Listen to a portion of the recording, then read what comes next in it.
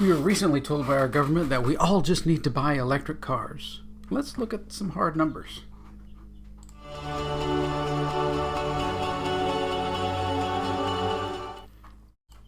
Hey there, everybody. This is Tom with Tom's Talk Show, and so watching press conferences as gas prices soar, and understanding the real way to make them go down is just remove the regulations and everything that Biden has put in place to get energy flowing, and that would do many things, right? It would drive the price of oil down, which would then remove, Putin's abilities to do things, because it would make him not getting so much income because the price of oil is going down.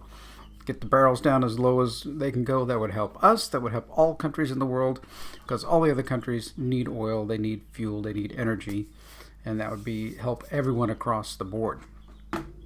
But no, we're on this idiotic, forced green path that the government just has told us. Jen Psaki in her press conference, you just need to go buy an electric car, because that will solve all our problems. Well, no, actually, turns out it won't. Okay, here we go. So if I want to, I'm supposed to I have a 2018 Kia. It's got 100,000 miles on it. I keep all it up very well. I mean, I just did, what did I just do? I just did change the spark plugs, changed the coil on plugs, changed the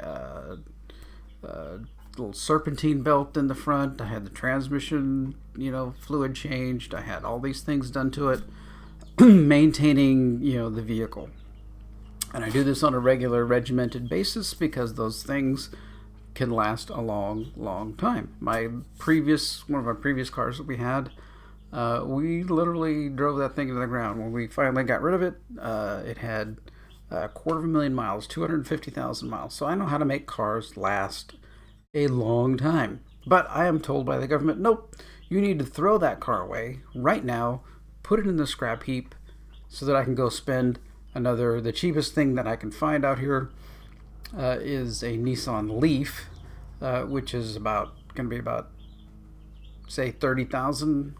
And if we go to Carvana and just put in some numbers, so say $29,000, if you get an average credit rating 72 months, that's going to end up being $500 a month payment.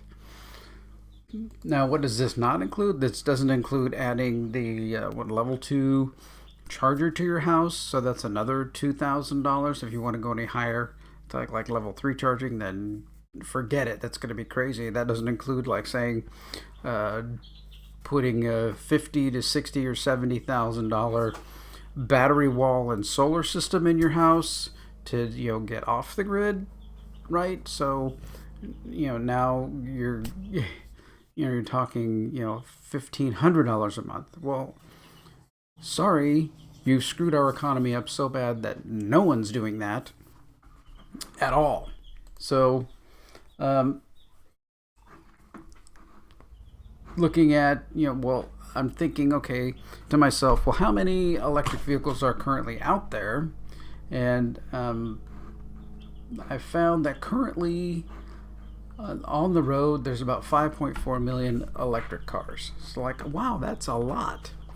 And looking through some of these things, pages that I found about, there's a few hybrids, there's a few all electrics, some plug-in hybrids, stuff like that. But total vehicles on the road projected to be 290 million. So 5.4 million out of 290 million. All right, well, let's get into some numbers. Let's just get into some numbers. So they say that on an average, you're going to use about, say, an average person's going to use 400 kilowatt hours of power every month in their car. Okay, and right now there is 5.4 million electric cars on the road. What does that translate to? That translates to 2.1 3.6 something like that trillion kilowatt hours every month being used by electric cars. Well, I thought, well, what percent does that actually is that of the total electricity grid, that we have? What is it? Well, I did some numbers, found a page that shows that we use an enormously amount of energy. I don't know if I can find that page again.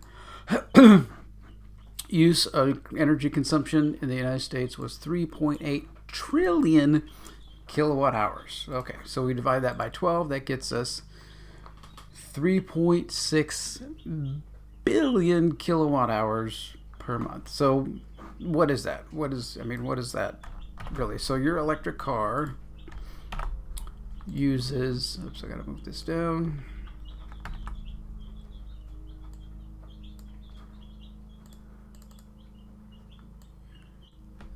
That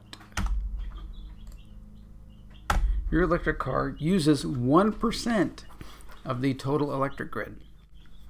1% by charging your electric car. Well, if we're told, by the government, we just need to get rid of all the cars, right? And we need to take all these 290 million cars and convert them to running on electricity. That means that we will be needing not 2 billion kilowatt hours. We need 100, so that's thousands, millions, billion. Yeah, we would need 116 billion kilowatt hours. So we are ramping that up by thousands of percentile of electricity. How's now we're going to be, now electric cars would then be using 33% of the total electricity in the grid. So going from 1% to 33%. How, that's going to be 27% of the total energy produced in the United States. This is just the United States. Well, if we built the largest gas plants in the world, which produced 1 billion kilowatt hours in a month, that means, of course, we would need 116 new gas plants. But we're not going to be, they probably won't be that big, so they'll probably be half that. So it'll probably need 250 or so gas plants in order to fuel this. And you don't want them all concentrated in specific areas. So in order to, you want them spread out. So you want smaller ones spread out. So you're going to be talking 300, 400, maybe 500 gas plants where you need the gas too. So would still have to go back to getting the gas out of the ground because we don't want to buy it from anywhere else. I mean, if you're buying gas from any of these, like Venezuela, who's also partnered with Russia, or Iran, or someplace like Iraq or something like that, okay, now we're feeding money into terrorist countries. Why not get it from underneath our own soil? Plus, we have to build, many hundreds of gas plants in order to even power these vehicles. Now you're not going to have people just run out and spend, $100,000 to get a solar cell system and battery packs and everything else. I mean, what are you doing? You're killing our economy because of all this. So doing this, I mean, how long is it going to take to get through the system in order to create a gas plant anyway? I don't think gas is not 100%, perfectly eco-friendly. It is probably the most eco-friendly of the systems. Refined and burned natural gas produces 20 to 30% less carbon dioxide per joule delivered than oil, and 40 to 50% less than coal. So it's a fair compromise.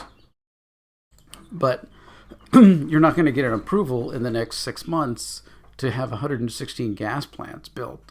across the country, or moreover, 300 gas plants across the country to spread all this electricity out. And then there's no way you're going to have people, buy, all these, take their perfectly good car that maybe they just bought, a year ago, and throw it in the trash and go buy an electric car. Also, there's no manufacturing to even build that many electric cars, right? I mean, you go to an auto lot, there's just not enough electric cars built in order to do that. So your pipe dream is not working. Your pipe dream is killing the American economy, and it's killing the average everyday person. So we need to jump off this train and get back on and start pumping the gas and drilling for oil and doing fracking and whatever we need to do to get energy back in the United States. And don't listen to the numbers that they're telling you. If you go over to louderwithcrowder.com, they have a bunch of numbers, how everything that they're telling you, we're putting out more energy than ever. No, you're not. You're actually less oil, less everything, and it takes forever to get permits, to get through the cycle, because there's so many regulations that they put in place. So it would literally, to build one of these gas plants would probably take 5 to 10 years to get through all of their greenness. And here's a hilarious story. Someone I know was working at a place, and they were doing something, and they found, there's these eggs from this, turtle or bird or something that was there.